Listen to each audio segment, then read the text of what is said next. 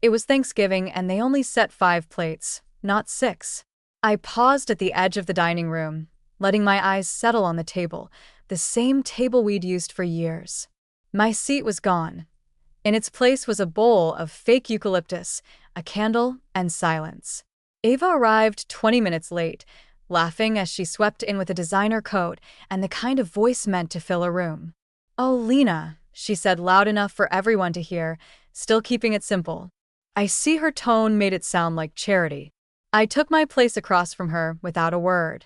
She dominated the dinner like she was holding court, telling everyone about her new promotion, how her boss said she was the sharpest mind in the room. Mom beamed, Dad nodded. Even my uncle, who never remembers birthdays, asked for her business card. No one asked me anything. Not about the long flight I took to be there, not about the work I didn't post online, not even how I'd been. At one point, Ava leaned closer, her voice syrup-sweet, but sharp enough to sting. "It's kind of nice how you've gone off-grid, like a gap year just 5 years long."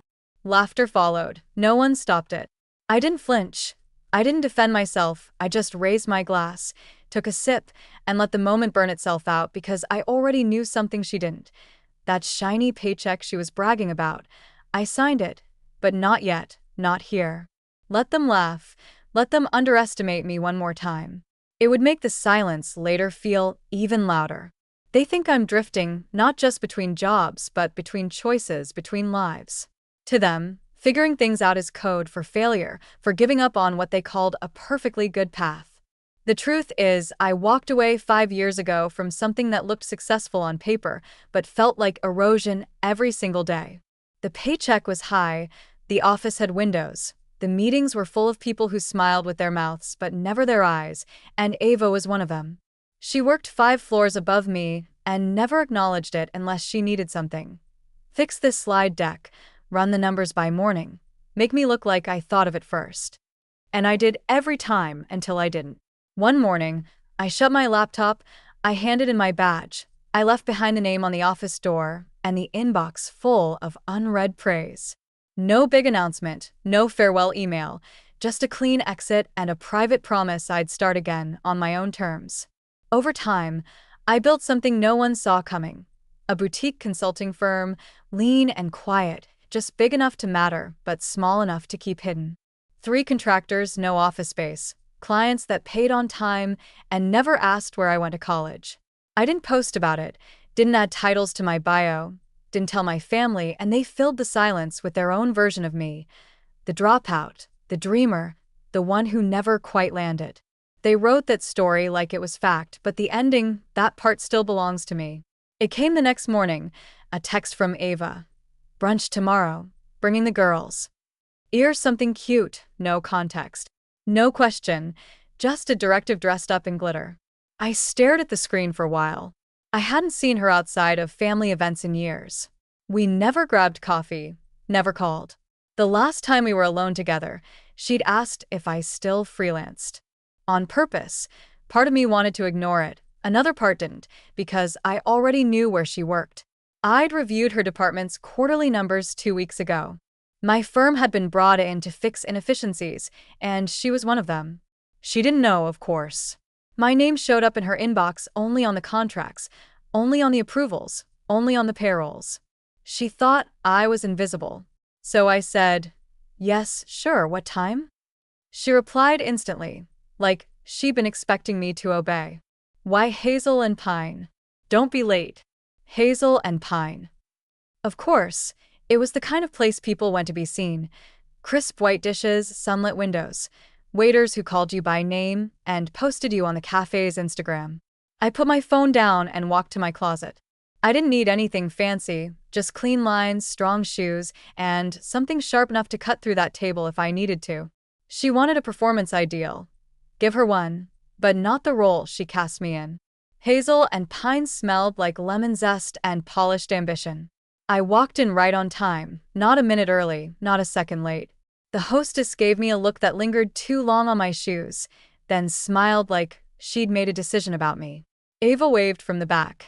Her table was full. 3 women in matching neutrals, eyes glossy from mimosas, laughter just loud enough to sound like power. When I sat down, No one stood to greet me. Ava barely looked up. "Hey," she said, like dragging out the word made it sweeter. "We were just talking about dating apps. Lena's off the grid.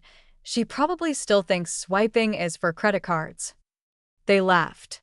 One of them, Chloe, I think, tilted her head and asked, "So what do you do?" Before I could answer, Ava leaned in. "She's exploring, soul first, spreadsheet later. That kind of freedom is rare." It wasn't even cruel on the surface, just carefully packaged condescension. I stirred my tea.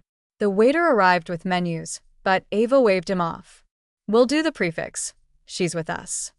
That last part, "she's with us," landed sharper than it should have. It wasn't hospitality, it was hierarchy. I looked at the table. Their watches, their effortless posture, their casual assumption that I didn't belong unless someone claimed me. I didn't correct her, didn't mention the consulting firm, didn't say a word about her department, her pay, or the name printed at the bottom of the contract. Instead, I smiled, took a slow sip of water, and folded my napkin into my lap. Let them think I was nobody. It would make the reveal all the more memorable. Brunch moved on like they expected it to. The women swapped stories about conferences and clients, about partners who didn't pull their weight, and interns who cried when criticized. Ava was in her element, loud and polished, performative. I let her talk, let the courses come and go, smiled when appropriate, nodded when needed. I let the version of me she painted live a little longer. Then, without warning, the waiter returned with a leather-bound check presenter. He placed it in front of me, already covered. The card on file from Caldwell Strategies handled it, he said with a kind of ease that made it clear this wasn't unusual. "That's the firm, right?" Ava blinked. "Wait, Caldwell?" The waiter looked confused, then clarified, "It's who booked the table. Caldwell Strategies partner account. They comp here often. Your name's Ava, right?" Her face didn't move at first, then something flickered. A twitch behind the eyes, recognition fighting with disbelief. "Yeah, that's me." She looked at me. Really looked for the first time all morning. I didn't flinch. I didn't explain. I simply reached for the check, opened it, and scanned the zeroed total like it was routine because it was. One of the women leaned forward, curious. "You're with Caldwell? What do they do?" I folded the receipt and slipped it back inside. "We managed performance." That was all I said. I stood, adjusted my jacket, and turned to Ava with a smile as soft as silk. "Next time, let me know if you want to expense dessert. It'll save you the surprise." Then I walked out slowly, so she'd have time to feel it. It wasn't the first time Ava had seen my name. She just never thought to read it. Weeks before brunch, she'd received a performance memo from corporate, a standard review neatly worded with actionables and milestones. She bragged about it on LinkedIn, honored to be selected for this strategic initiative, excited to grow. She never mentioned the signature at the bottom. L. Caldwell, partner. It was there in bold, printed on the cover letter of the firm her company had outsourced department analysis to. She read the bullet points, she liked the formatting, she even quoted one of the lines in a team meeting. But the signature?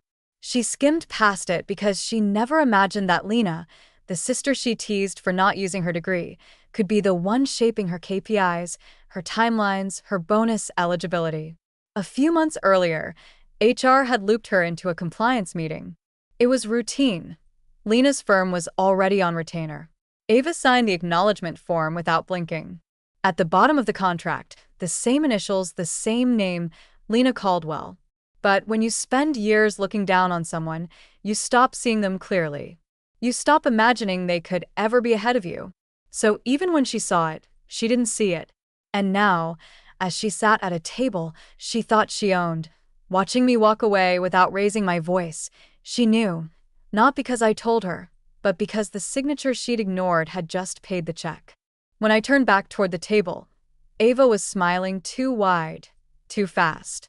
"Wait, so you work there?" she said, trying to laugh as if this was a misunderstanding we could all. I chuckled through her voice. It was light, but her hands told the truth. One rested on her phone, the other fidgeted with the edge of her napkin, pulling, folding, pulling again. I sat back down. "I don't work there," I said. I built it. The table went quiet. Even the waiter, still hovering with a tray of empty glasses, paused like he'd caught the shift in the air. Ava blinked twice. Chloe, the one with the perfect lipstick, leaned forward. Wait, you're Caldwell, the consulting firm? Ava, that's your payroll firm, right? Ava let out a sound, part cough, part laugh, and said nothing. I took a slow sip of tea. We've worked with several departments, I added softly, but the tech division, that one's personal. The woman across from me widened her eyes. Ava's mouth opened, but no words came out. I reached for my clutch, checked my phone, and stood. Ladies, thank you for brunch. Ava, always a pleasure.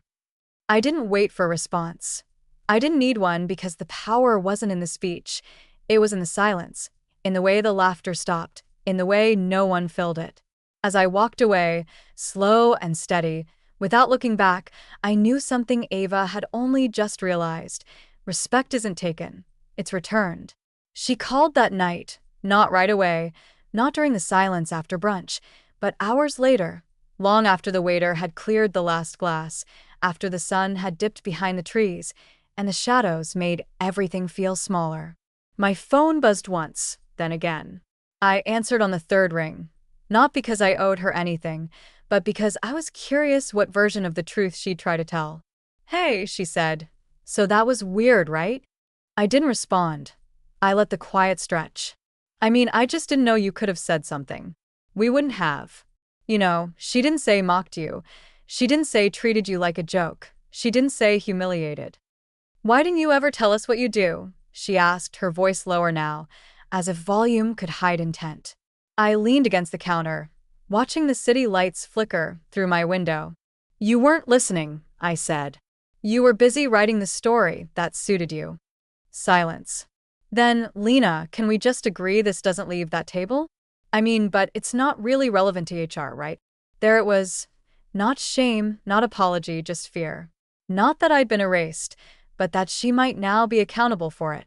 I wouldn't worry, I said. The contract speaks for itself. She didn't respond right away. Maybe she thought I was bluffing. Maybe she realized I wasn't. Because for the first time in years, I wasn't the one trying to be understood. She was. The next time we saw each other, it was through a screen. I logged into the quarterly audit presentation 5 minutes early, as always. The meeting room on my screen was empty.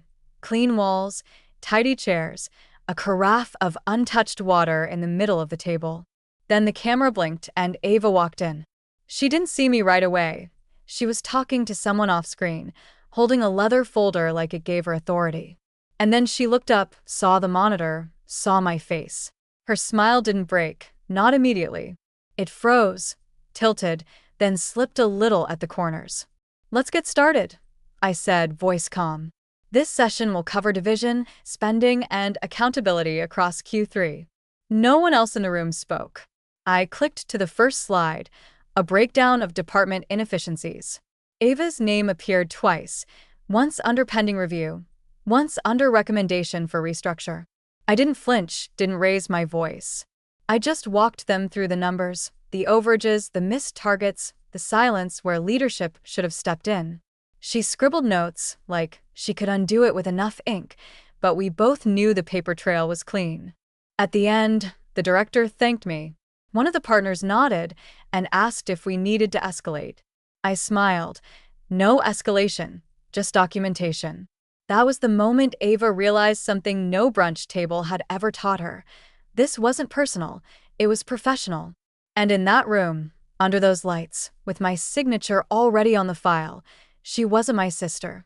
She was my subject. It happened quietly, no announcement, no raised voices, just a memo. Ava was placed under review pending further audit. The words were clean, almost sterile, a few lines about procedural assessment, departmental oversight, non-compliance with internal thresholds. But I knew what they meant. Her promotion was frozen, her travel approvals revoked, access limited until further notice. Her calendar, once a parade of calls and leadership workshops, began to look empty. She texted once. Is this your doing? I didn't answer because it wasn't revenge, it was response. She played a part in a system that assumed certain people didn't matter, that erased quiet workers, that rewarded performance over contribution, volume over value. And now the system was watching her. She started coming in early, staying late, double-checking things that used to be beneath her. But it was too late for that now because the emails had already been pulled, the reports already reviewed, and the person holding the mirror up to her decisions no longer needed to explain herself. At the next leadership sync, I was listed as an external auditor. She didn't speak the entire meeting. I logged off before they ended, and in that silence, the kind that follows exposure, not accusation, I understood something simple. I didn't need her to fall. I just needed her to see where she stood. No applause, no satisfaction, just consequence. I didn't return to the office. There was nothing left there. I needed the last audit report to go out on a Friday. I signed it from a sunlit cafe 2 hours outside the city, where no one knew my name, and the waitress called me ma'am, with kindness. The silence felt earned this time. Ava never followed up, not with a call, not with another message.